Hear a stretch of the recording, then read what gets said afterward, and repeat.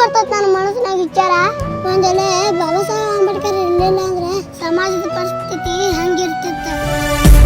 ಹರಿದೋದ ಬದುಕನು ಹುಡುಕಿ ನವಿರಾದ ನೂಲನು ಬಳಸಿ ಹಸನಾಗಿ ಹೆಣೆದು ಕೊಡುವ ನೇಕಾರನೇ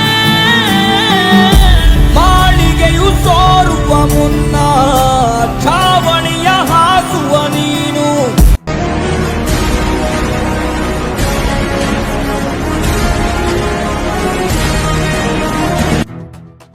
Download ShareChat. ನಮ್ಮ ದೇಶ ಮತ್ತು ರಾಜ್ಯದ ಪ್ರಜೆಗಳೇ ಮೊದಲು ಸಂವಿಧಾನವನ್ನ ಉಳಿಸಿಕೊಳ್ಳಿ. ನಮ್ಮ ರಾಜ್ಯದಲ್ಲಿ ಇತ್ತೀಚಿನ ದಿನಗಳಲ್ಲಿ ಮೀಸಲಾತಿಯನ್ನ ಕೇಳುವ ಪ್ರತಿಭಟನೆಗಳು, ಹೋರಾಟಗಳನ್ನ ಮಾಡುವ ಕೆಲವು ಸಂಘಟನೆಗಳನ್ನ ನೋಡಿದ್ದೇವೆ.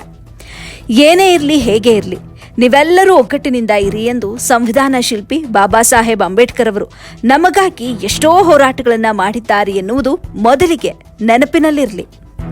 ದೇಶ ಮತ್ತು ರಾಜ್ಯದಲ್ಲಿ ರಾಜಕೀಯ ಪಕ್ಷಗಳು ಮಾಡುವ ತಂತ್ರಗಳು ಸಮಾಜವನ್ನ ಒಡೆದು ಬೀದಿಗೆ ತರುವ ಕೆಲಸ ಮಾಡುತ್ತಿವೆ. ಅದು ಯಾವುದೇ ಪಕ್ಷ ಇರಲಿ. ಬಾಬಾ ಸಾಹೇಬ್ರವರು ನಮ್ಮ ದೇಶಕ್ಕೆ ಸಂವಿಧಾನ ಬರೆಯುವ ಸಮಯದಲ್ಲಿ ಎಂದೂ ಕೂಡ ಜಾತಿ ಹೆಸರಿನಲ್ಲಿ ಬರೆಯಲಿಲ್ಲ. ನಮ್ಮ ಸಮುದಾಯದವರಿಗೆ ಮೇಲ್ಜಾತಿಯವರು ಮಾಡುತ್ತಿದ್ದ ತಂತ್ರಗಳು ಮತ್ತು ದೌರ್ಜನ್ಯಗಳನ್ನು ಖಂಡಿಸಿ ಯಾವುದೇ ಸಮಯದಲ್ಲೂ ನಮ್ಮ ದೇಶ ಮತ್ತು ರಾಜ್ಯಗಳಲ್ಲಿರುವ, ಅದರಲ್ಲೂ ಹೃದಯ ಮಧ್ಯಭಾಗದಲ್ಲಿದ್ದುಕೊಂಡು ನಮ್ಮ ಸಮಾಜ ಸಿಲುಕಿಕೊಂಡು ಅನ್ಯಾಯಗಳು ಮತ್ತು ದೌರ್ಜನ್ಯಗಳು ಆಗಬಾರದು. ದೇಶಕ್ಕೆ ಸಂವಿಧಾನ ಬರೆದು ನಮಗೆ ಮೀಸಲಾತಿಗಳು ಬೇಕೇ ಬೇಕು ಎನ್ನುವ ಸಮಯ ಮತ್ತು ನಮ್ಮ ದೇಶಕ್ಕೆ ಸ್ವಾತಂತ್ರ್ಯ ಸಿಗದ ಸಮಯದಲ್ಲಿ ಬ್ರಿಟಿಷರ ಗವರ್ನರ್ ಎದುರು ಇದೇ ನಮ್ಮ ಮಹಾದೇವರಾದ ಬಾಬಾ ಸಾಹೇಬ್ರವರು ಆ ಸಮಯದಲ್ಲಿ ನನ್ನ ಸಮಾಜಕ್ಕೆ ವೋಟ್ ಮಾಡುವ ಹಕ್ಕು, ಶಿಕ್ಷಣ ಪಡೆಯುವ ಹಕ್ಕು, ಹೀಗೆ ಹಲವಾರು ಹಕ್ಕುಗಳ ಬೇಡಿಕೆಗಳನ್ನು ಮುಂದಿಟ್ಟುಕೊಂಡು ಹೋರಾಟಗಳನ್ನ ಮಾಡಿ ನಮಗೆ ನ್ಯಾಯ ಕೊಡಿಸಿದ್ರು. ಆ ಸಮಯದಲ್ಲೂ ಕೂಡ ಜಾತಿಗಳನ್ನ ಒಡೆಯುವ ಮುಖಗಳು ತುಂಬಾ ಇದ್ದವು. ಅವರಿಂದ ತುಂಬಾ ನೋವನ್ನ ಪಟ್ಟು ಒಂದೊಂದು ಬಾರಿ ಇವರನ್ನ ಕೊಲ್ಲಲು ಸಂಚು ರೂಪಿಸಿದಂಥ ಸಾಕಷ್ಟು ಉದಾಹರಣೆಗಳು ಕೂಡ ಇವೆ. ಈ ಎಲ್ಲಾ ವಿಷಯಗಳನ್ನ ಸಹಿಸಿಕೊಂಡು ನೋವು ಮತ್ತು ಅವಮಾನಗಳನ್ನ ಎದುರಿಸಿ ನಮಗೆ ಹಕ್ಕುಗಳನ್ನ ನೀಡಿದ ಮಹಾನಾಯಕನಿಗೆ ಇಂದು ನಾವೇ ಚೂರಿ ಹಾಕುವ ಕೆಲಸ ಮಾಡ್ತಿದ್ದೀವಿ ಅಲ್ವಾ? ಎಂಥ ಕಾಲ ಬಂತಯ್ಯ! ಇತ್ತೀಚಿನ ದಿನಗಳಲ್ಲಿ ದೇಶ ಮತ್ತು ರಾಜ್ಯಗಳಲ್ಲಿ ಕೆಲವು ಜಾತಿಯವರು ನಮಗೂ ಮೀಸಲಾತಿ ನೀಡಬೇಕು ಅಂತ ಒತ್ತಾಯ ಮಾಡುತ್ತಿದ್ದಾವೆ. ಹಾಗೆ ತಮ್ಮಷ್ಟಕ್ಕೆ ತಾವೇ ಎಡ ಮತ್ತು ಬಲ ಅಂತ ವಿಂಗಡಣೆ ಮಾಡಿಕೊಂಡು ತಮ್ಮ ಸಮುದಾಯಗಳನ್ನ ರೂಪಿಸಿಕೊಂಡು ಸಾಕಷ್ಟು ಹೋರಾಟ ಮಾಡುತ್ತಿದ್ದಾರೆ.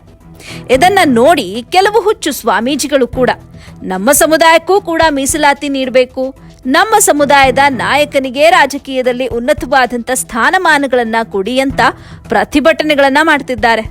ಇದನ್ನ ನೋಡಿದಾಗ ನಮ್ಮ ಮನೆಯ ಜಗಳ ಬೀದಿಗೆ ಬಂದಂತಾಗಿದೆ.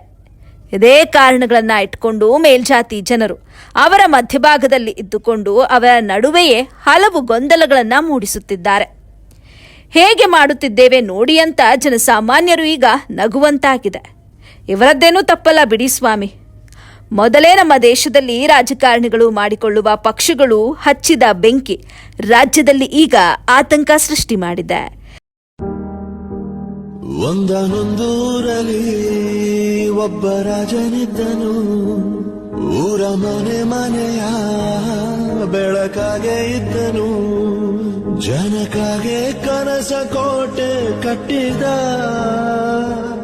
ನಂಬಿ ಬಂದ ಜನಕ್ಕೆ ಪ್ರಾಣ ಒತ್ತೆ ಇಟ್ಟನು, ನಾನು ನನ್ನದೆನ್ನುವ ಆಸೆ ಕಟ್ಟಿಟ್ಟನು. Download ShareChat. ಇದು ಮುಂದೆ ಹೀಗೆ ನಡೆದ್ರೆ ದೇಶ ಮತ್ತು ರಾಜ್ಯದ ಸ್ಥಿತಿ ತಮ್ಮಷ್ಟಕ್ಕೆ ತಾವೇ ಬಡಿದಾಡಿಕೊಳ್ಳುವಂಥ ಪರಿಸ್ಥಿತಿ ನಿರ್ಮಾಣವಾಗಿದೆ ಸ್ವಾಮಿ. ಇದನ್ನ ನೋಡಿಕೊಂಡಾಗ ಕೆಲವು ರಾಜ್ಯದ ಎಜುಕೇಷನ್ ಪಡೆದುಕೊಳ್ಳುವ ಯುವಕರು ಎಂಥ ಕಾಲ ಬಂತಯ್ಯ, ಮೊದಲೇ ಮೇಲ್ಜಾತಿ ಕೀಳುಜಾತಿ ಅಂತ ಹಿಂದುತ್ವ ಅನ್ನುವ ಆಧಾರದ ಮೇಲೆ ಸಾಕಷ್ಟು ಸಂಘಟನೆಗಳನ್ನ ಹುಟ್ಟು ಹಾಕುತ್ತಿದ್ದಾರೆ.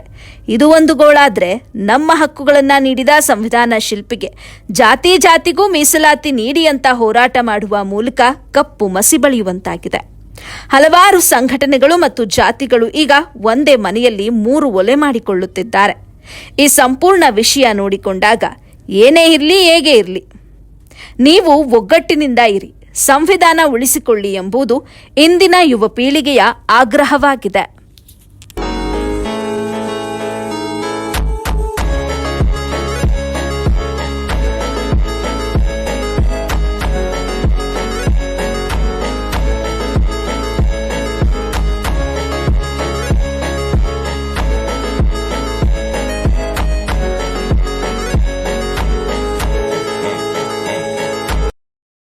Download ShareChat. ना हम किसी धर्म को बुरा कहेंगे ना किसी धर्म को बुरा बताएंगे, ना हम किसी धर्म को बुरा कहेंगे ना किसी धर्म को बुरा बताएंगे। हिंदू धर्म से है, जब तक जान रहेगा तब तक जय श्री राम चिल्लाएंगे। जय श्री राम।